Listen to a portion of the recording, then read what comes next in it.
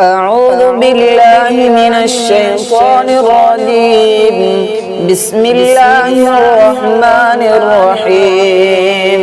يسبح لله ما في السماوات وما في الأرض الملك القدوس العزيز الحكيم. هو الذي بعث في الأميين رسولا منهم يتلو عليهم آياته ويزكيهم ويعلمهم الكتاب والحكمة وإن كانوا من قبل لفي ضلال مبين. وآخرين منهم لما يلحقوا بهم وهو العزيز الحكيم. ذلك فضل الله يؤتيه من يشاء والله ذو الفضل العظيم.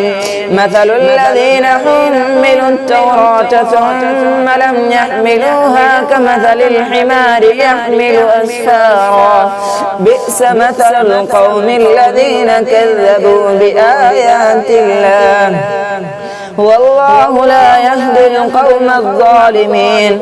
قل يا أيها الذين هادوا إن زعمتم أنكم أولياء لله من دون الناس فتمنوا الموت إن كنتم صادقين ولا يتمنونه أبدا بما قدمت أيديهم والله عليم بالظالمين.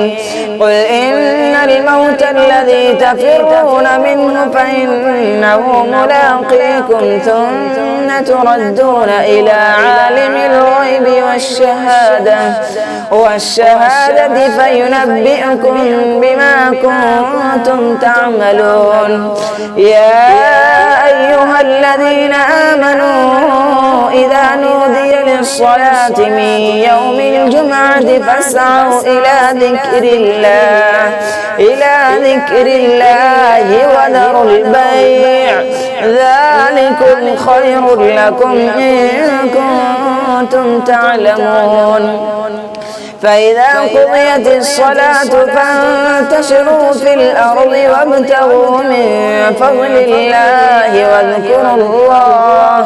واذكروا الله كثيرا لعلكم تفلحون. وإذا رأوا تجارة أو لهوا انفضوا إليها وتركوك قائما.